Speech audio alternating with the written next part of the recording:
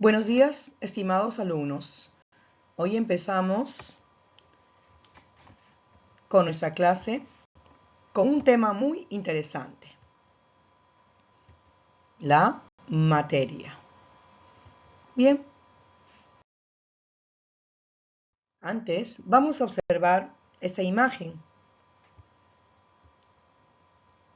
En esta imagen vamos a poder observar algunos cuerpos. Bien, iniciamos planteándonos algunas preguntas. A ver, ¿qué observamos? Barras de oro, barras de plata, ¿no? Cereales, ¿sí? Animales, el planeta, plantas. Muy bien. Son todos estos los que, son cuerpos a los que nosotros los llamamos materia, ¿verdad? Y justamente de esos cuerpos es que hablaremos el día de hoy. Bien, empezamos entonces con la materia. Aquí vamos a hacer un alto para plantearnos algunas preguntas. ¿Será posible que la materia pueda dividirse? ¿En cuántas partes se puede dividir los cuerpos, aquello que lo conocemos como materia? Para ello es importante tener en cuenta que la materia, ¿sí? Recordemos que la materia no es un todo único, ¿cierto? Muy bien. Sino es aquella que se halla en porciones limitadas en todo el universo, en la naturaleza. Y, ¿sí? Cada porción limitada de ese cuerpo precisamente se llama materia. Muy bien. Y esta materia va a ser posible dividirla, ¿sí? Utilizando diferentes medios, ya sean, por ejemplo, el cuerpo, un cuerpo X. Por medios mecánicos se puede obtener la partícula. La partícula, por medios físicos, ¿sí? Va a ser fraccionado para obtener ¿qué cosa? La molécula. Y luego el átomo va a ser obtenido, ¿sí? A partir de la molécula por medios químicos, ¿cierto? Muy bien. Y luego, ¿sí? Del átomo por medios nucleares se obtienen ¿qué cosa? Las partículas fundamentales. Ojo, ¿y cuáles son las partículas fundamentales? Recordemos, jóvenes, las partículas fundamentales o subatómicas son los protones, neutrones y electrones. Y a partir de las partículas subatómicas o fundamentales, por medios cósmicos, obtenemos, ¿sí? La última división que viene a ser los quarks o el quarks. Muy bien. Siguiente. Ahora, ¿cómo se clasifica la materia? ¿Sí? Vamos a ver su clasificación. La materia, recordemos, es todo aquello que ocupa un lugar en el espacio. Tiene masa, tiene volumen. Esta se puede dividir en dos partes, en sustancia y en mezclas. ¿Cuándo decimos que es una sustancia? Cuando es puro, es decir, conserva sus mismas propiedades. Muy bien. Y cuando decimos que es mezcla, cuando ya está formado por dos o más componentes. Es decir, que cada uno de los componentes que conforman la mezcla conserva sus propias propiedades. Muy bien. Pero a su vez la sustancia, ¿sí? Presenta dos tipos, elementos y compuestos. ¿Por qué elementos? Porque está formado por uno solo. Está formado por un solo átomo. Muy bien. Ahí, por ejemplo, tenemos varios ejemplos. El agua, el sodio, la plata, el oro, el cobre. Uno solo. un solo átomo. Muy bien. Y compuesto es aquella que está ya formado por dos o más átomos o elementos.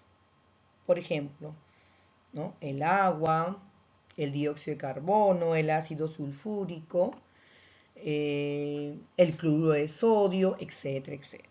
Ya está formado por dos o más elementos. Muy bien.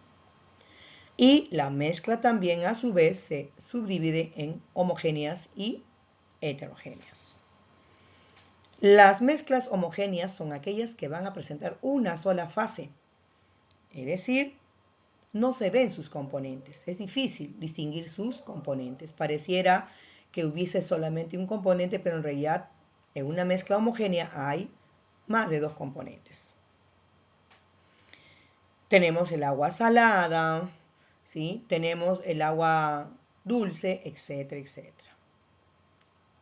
Mezclas heterogéneas son aquellas que presentan varias fases o más de dos fases.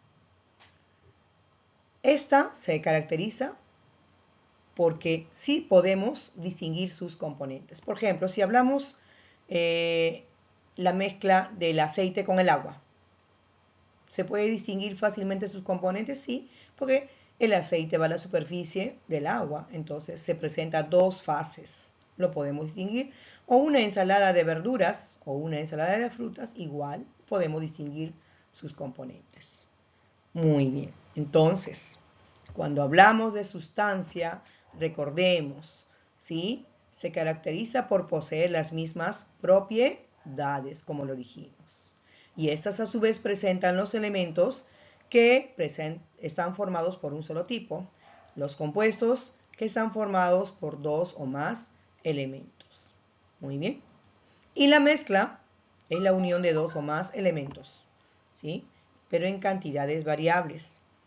Pero ojo, las mezclas van a conservar sus propiedades. Ahora bien, también haremos un repasito. A ver, dos tipos de mezclas, homogénea y heterogénea.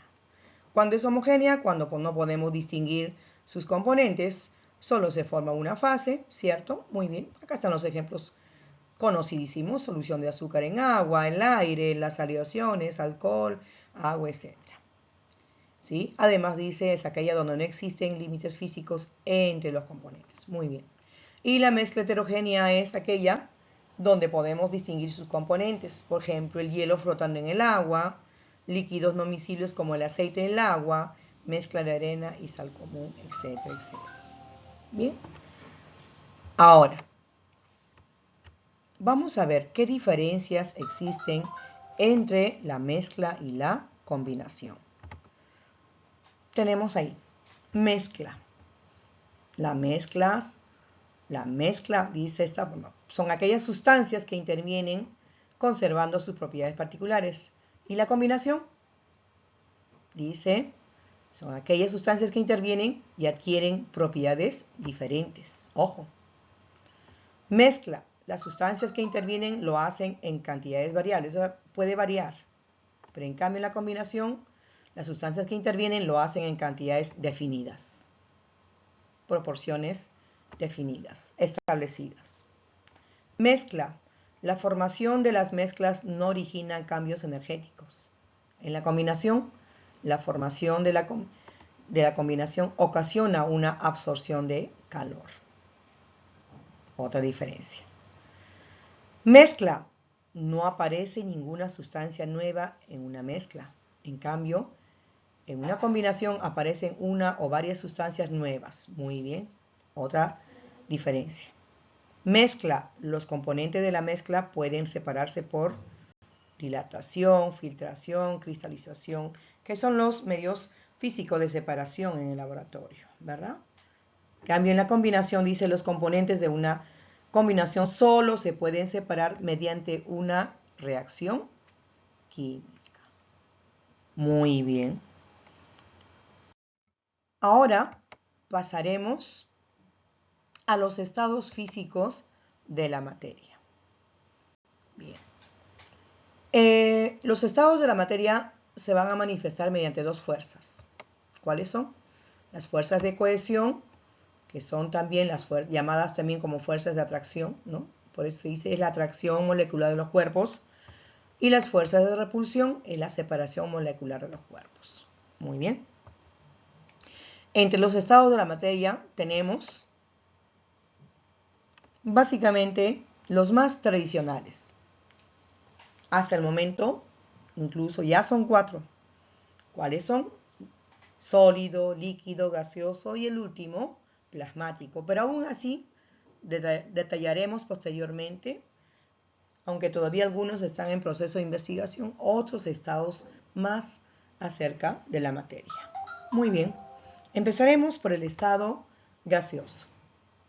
Este estado de la materia nos permite diferenciar del estado de los demás tipos.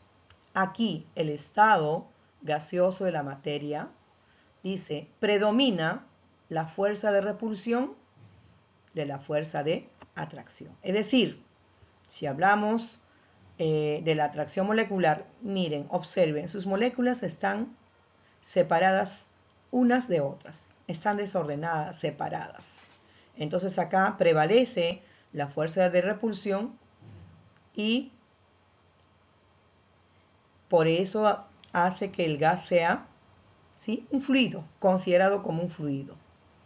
Bien, entonces, no se puede apreciar organización alguna porque está desordenada y las moléculas se escapan en diferentes direcciones.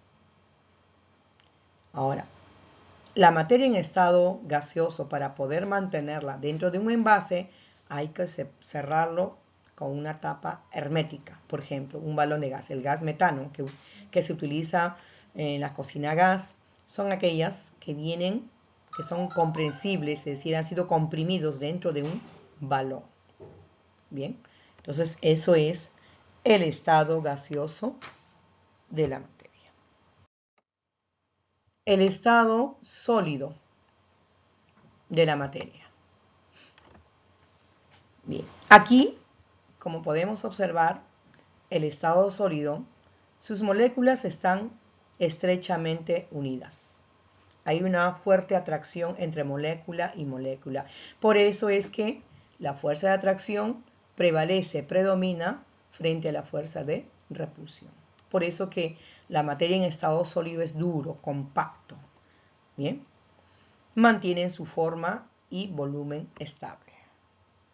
Entonces, es otro tipo de estado. Y cuando hablamos del estado sólido, pues hablamos de aquellos, ¿no?, como la mesa, la carpeta, el lapicero, la pared, ladrillo, etcétera, etcétera, ¿no? Son duros, compactos.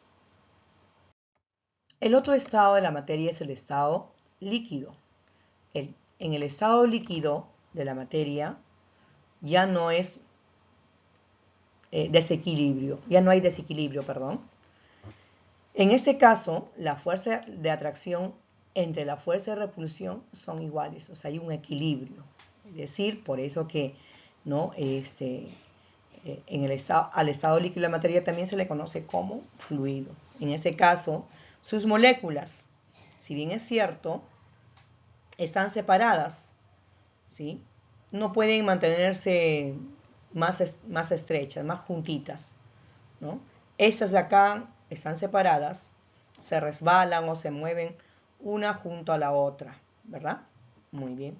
Entonces, así la sustancia líquida mantiene su volumen, pero ¿qué forma va? ¿Tiene una forma definida? No.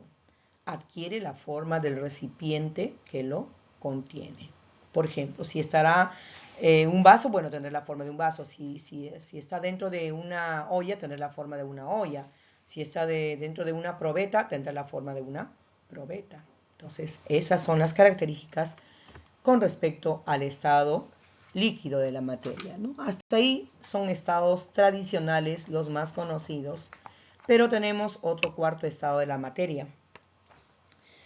En realidad, el cuarto y el quinto estado de la materia todavía aún están en proceso de complementación en su estudio, ¿sí? Pero hablaremos en este caso del cuarto estado, que es incluso el estado más abundante que existe, el estado plasmático.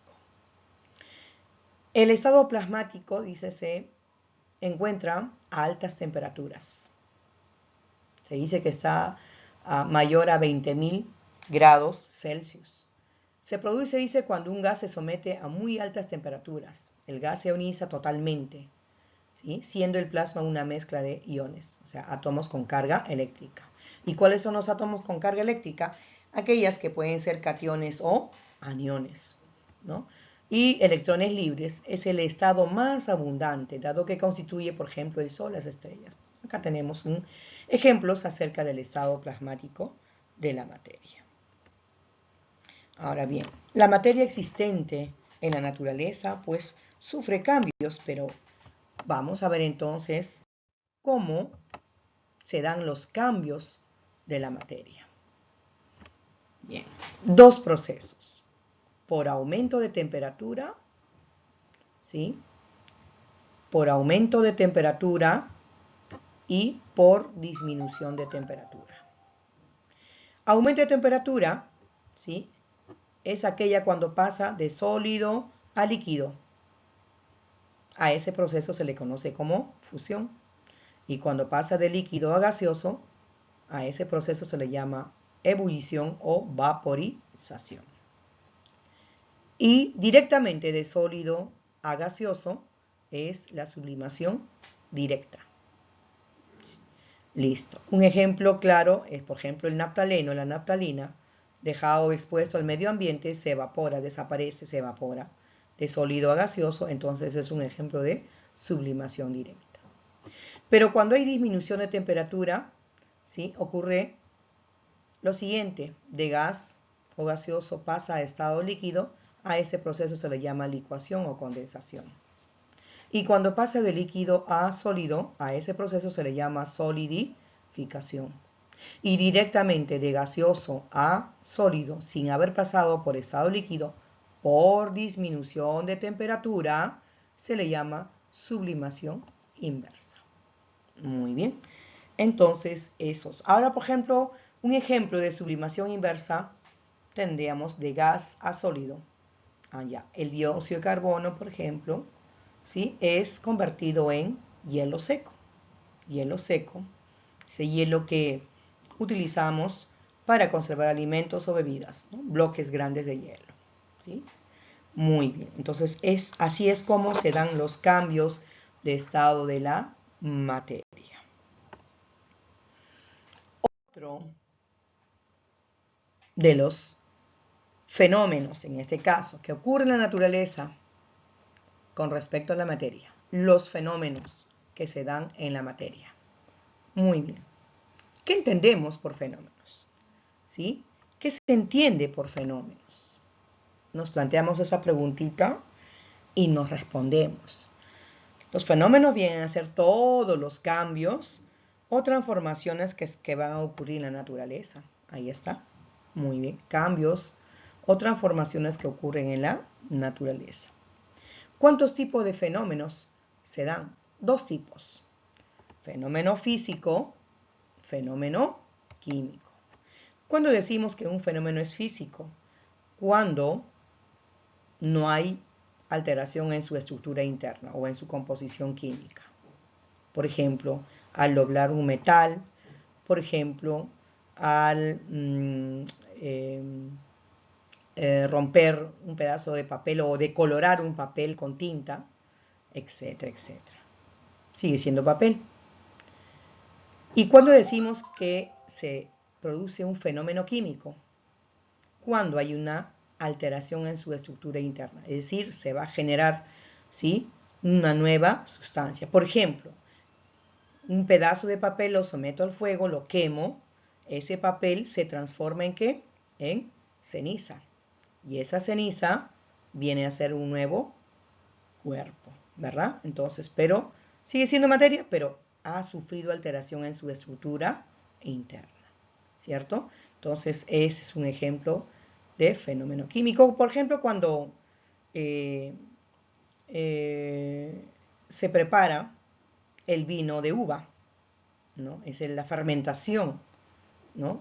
del jugo, ¿no? de la uva, y se convierte en vino. Entonces hay una fermentación, entonces ya es también un ejemplo de fenómeno químico. Muy bien. Vamos a ver algunos ejemplos puntuales acerca de los fenómenos que se dan en la naturaleza. Bien, con respecto al fenómeno físico, por ejemplo, lo que hace un momento mencionábamos, al doblar un clavo. Un clavo lo doblamos, sigue siendo clavo. No se alteró su estructura interna.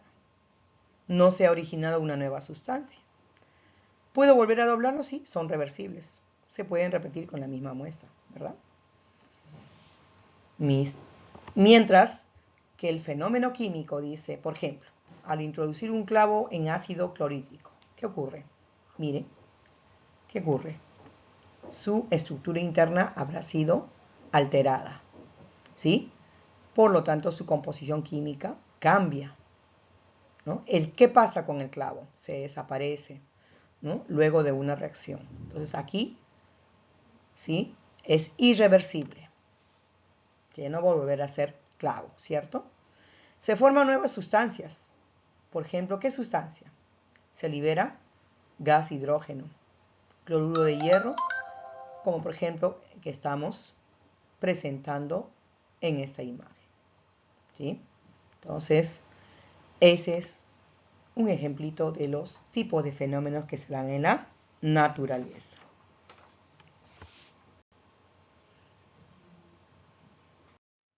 Bien, alumnos, ahora vamos a descansar un momentito, vamos a relajarnos, vamos a recrearnos, pero respondiendo a algunas preguntitas que nos hemos planteado para ver cómo estamos avanzando en nuestro trabajo. Número 1. Es un fenómeno físico. Quemar querosene, oxidar un clavo de hierro, fermentar un poco de chicha, neutralizar la acidez estomacal o ninguna de las anteriores. Bien, todas las anteriores son fenómenos físicos o son fenómenos químicos.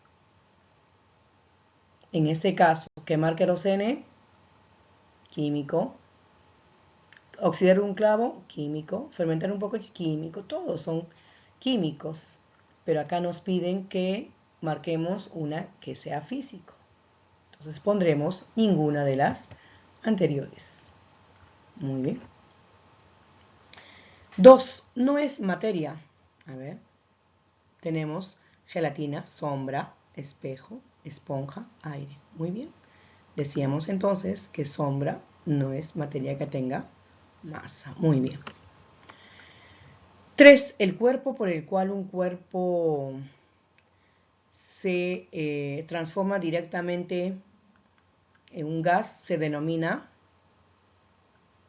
a ver, cuerpo sólido se transforma directamente a gas sin haber pasado por estado líquido, se le llama sublimación, ¿sí? Directa, ¿verdad? Muy bien, la respuesta es sublimación. 4. ¿Cuál de las siguientes sustancias sufre el proceso de sublimación? Ajá. Hielo seco, lo inverso, ¿verdad? Sublimación inversa, de gas a sólido, directamente de gas a sólido, entonces sufre una sublimación inversa. Número 5, señala un elemento. A ver, acero, aleación bronce, aleación alcohol, benceno, muy bien, cobre. Entonces nuestra respuesta de un elemento corresponde a cobre. 6, el cambio de estado sólido líquido se llama, ¿cómo se llama? El cambio de estado de sólido a líquido. De sólido a líquido se llama fusión. Muy bien. 7. El paso de estado sólido gaseoso por un calentamiento es un fenómeno físico denominado, muy bien, de sólido gaseoso, directamente de sólido gaseoso se llama sublimación. 8. En el interior de los volcanes y las estrellas, la materia se encuentra en estado, ¿no? El más abundante, ¿cuál es? Plasmático. Muy bien. Bien, alumnos, continuamos. Número 9. Cuando una sustancia gaseosa pasa al estado líquido, el proceso se llama, ¿cómo se llama? De gaseoso al estado líquido. De gaseoso al estado líquido se llama licuación o condensación. Muy bien. 10. Un sistema heterogéneo lo forma una mezcla de ¿qué? Donde recuerden que la mezcla heterogénea es cuando podemos distinguir sus componentes y ahí, por ejemplo, tenemos el agua con el aceite. Muy bien, quedan dos preguntitas para que ustedes lo puedan responder. Hasta aquí descansamos, alumnos. Muchas gracias por la atención prestada. Cuídense.